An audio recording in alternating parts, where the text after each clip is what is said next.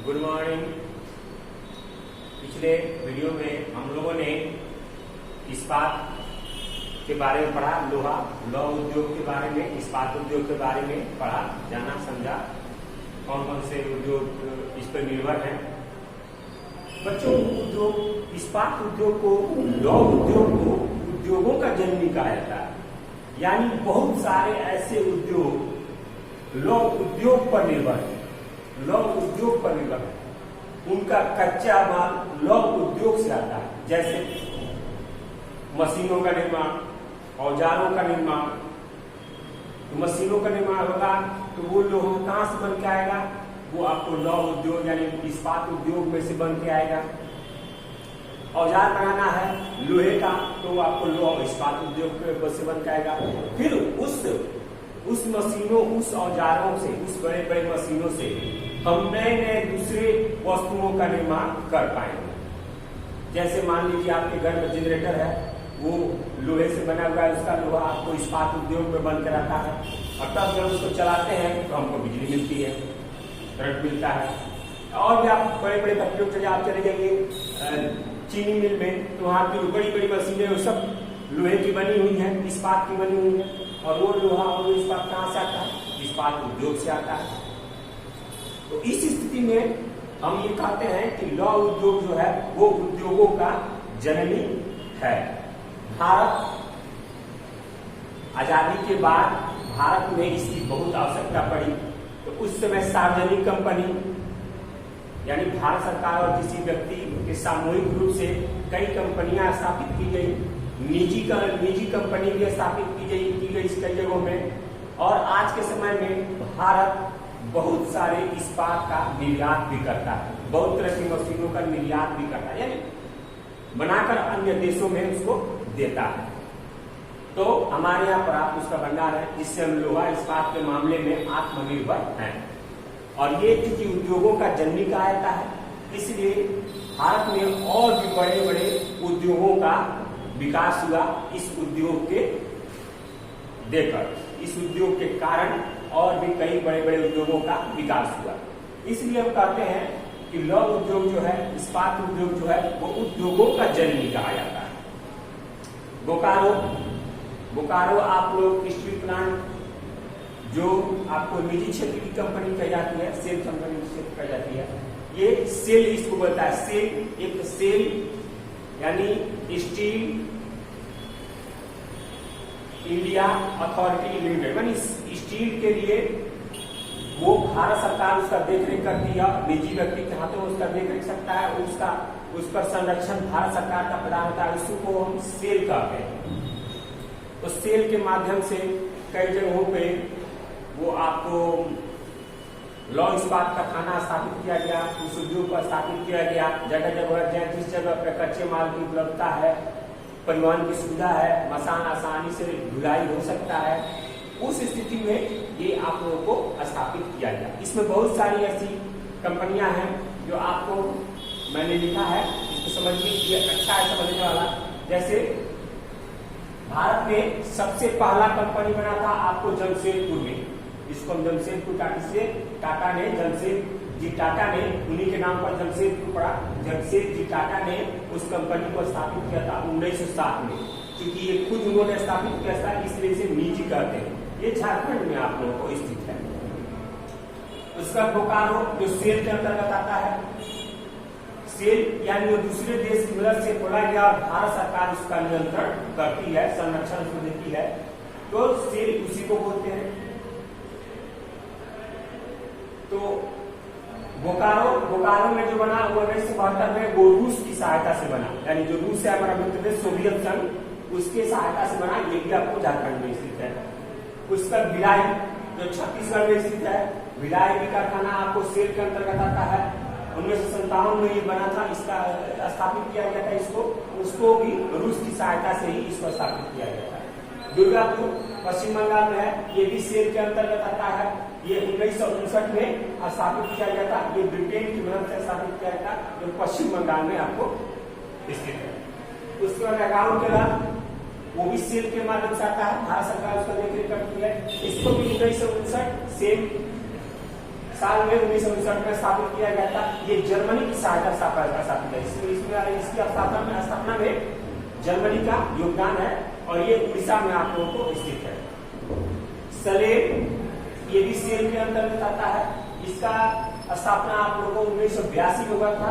इसका रिकॉर्ड नहीं मालूम है, लेकिन ये तमिलनाडु में आपको स्थित है। उसके बाद विशाखापट्टनम जो आंध्र प्रदेश में है, इसको 1972 में स्थापित किया गया। ये एक निजी लौह इस्पात उद्योग है, तो ये आपको आंध्र प्रदेश में इसको स्थापित किया था। उसके बाद और भी है भद्रावती, भद्रावती जो कर्नाटक में स्थित है, और बर्नपुर जो आप लोगों को पश्चिम बंगाल में स्थित है। ये दोनों एक 1913 और एक 1923, यानी बर्नपुर आपको 1913 में और भद्रावती आपको 1923 में स्थापित किया था। भद्रावती आपको कर्नाटक में है और बर्नपुर आपको पश्चिम बंगाल में है। तो ये हो गया आपको स्टील प्लांट किस देश की सहायता से, कौन से स्टील प्लांट हमारे भारत में स्थापित हुए थे। उसके बाद निजी ने स्थापित हुए, भारत सरकार ने स्थापित किया। तो ये सारे आपको सेल हो गए। ये आप लोगों का हो गया खत्म। इसमें आप लोगों को इसको लिखना है अपने नोटबुक में, इसको याद भी करना है। आने वाले समय में बहुत ही इंपोर्टेंट होगा क्वेश्चन, इस स्थिति से आपको याद भी करना है और इसको नोटबुक में लिखना है। अब आते हैं क्वेश्चन की तरफ, प्रश्नोत्तर की तरफ। तो प्रश्नोत्तर में आपको पहले हम ऑब्जेक्टिव टाइप जितना भी है उतना बता देते हैं। पहला ऑब्जेक्टिव टाइप है आप लोगों को मिला स्टिक लगाने वाला, इसमें पहला क्वेश्चन है। पहला क्वेश्चन आप लोग किताब देखिए, भद्रावती लौह इस्पात का उत्पादक केंद्र किस राज्य में स्थित है। तो ये आपको कर्नाटक में होगा, यानी आपको कर्नाटक, इसका आंसर होगा कर्नाटक। दूसरा क्वेश्चन है आप लोगों को, जमशेदपुर स्थित टाटा लौह इस्पात केंद्र की स्थापना किस वर्ष में स्थित, मैंने आपको बताया था जमशेदपुर टाटा स्थित, वो होगा आपको यानी 1960 ईस्वी। तीसरा है आप लोगों को बोकारो लौह इस्पात केंद्र किस पंचवर्षीय योजना में लगाया गया था, किस पंचवर्षीय योजना में लगाया था। इसका भी आंसर होगा चौथी पंचवर्षीय योजना, यानी चौथी पंचवर्षीय योजना में इसको लगाया गया था। उसके बाद इनमें से कौन लौह इस्पात उत्पादक केंद्र सेल के अंतर्गत नहीं है, तो हो जाएगा बर्नपुर। उसके बाद आपको है सलेम इस लौह इस्पात केंद्र किस राज्य में अवस्थित है, तो इसका आंसर होगा तमिलनाडु। तो तमिलनाडु आप लोगों का हो गया सही गलत लगाने वाला। अब आगे आपको मिलान करने वाला।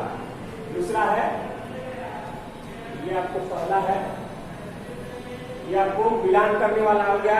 तो मिलान का पहला का होगा, दूसरा, तीसरा, चौथा। इसको मैं आंसर लिख दूंगा सामने सामने, आप लोग उसको किताब में मिला लीजिएगा और अपने नोटबुक में लिख सकते हैं। पहला का होगा ग, दूसरा का होगा क, तीसरा का होगा भ, चौथा का होगा ख। तो ये आप लोगों का मिलान चिन्ह हो गया। अब तीसरा आप लोगों को है और भरने वाला, रिक्त स्थानों को भरे वो है।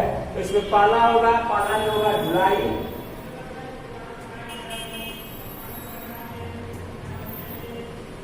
जुलाई, दूसरा में होगा राउरकेला सेल, राउरकेला पोस्ट में सेल लिख सकते हैं, सेल के अंदर। तीसरा में होगा कर्नाटक,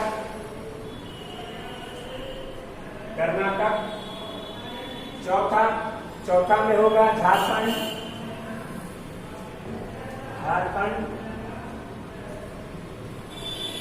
पांचवा में होगा पुरुष।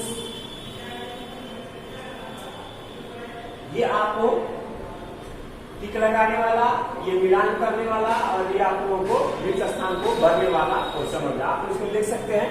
आप लोग किताब की मदद लेकर इसको अपने नोटबुक में लिख सकते हैं, उतार सकते हैं। इसके बाद आप लोगों को लघु उत्तरीय क्वेश्चन है और फिर दीर्घ उत्तरीय क्वेश्चन है, जो मैं आपको अगले वीडियो में बताऊंगा।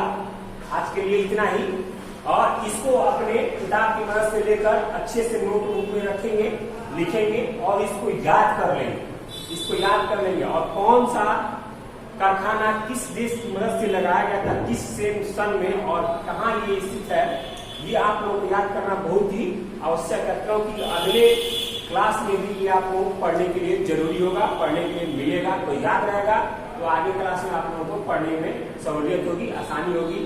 और इस तरह से क्वेश्चन ये आप लोगों को मैट्रिक एग्जाम में भी आता है, तो उसमें भी आप लोगों को काफी सहूलियत होगी, काफी आवश्यक है पढ़ना इसको अपने नोटबुक में लिखिएगा। अगले वीडियो में मैं आप लोगों को लघु उत्तरीय क्वेश्चन और दीर्घ उत्तरीय क्वेश्चन कराऊंगा, और ये जब चैप्टर खत्म हो जाएगा तब हम इतिहास की तरफ बढ़ेंगे और इतिहास का किताब हम पढ़ेंगे। इसमें मैं अगले वीडियो में बताऊंगा आपको। धन्यवाद।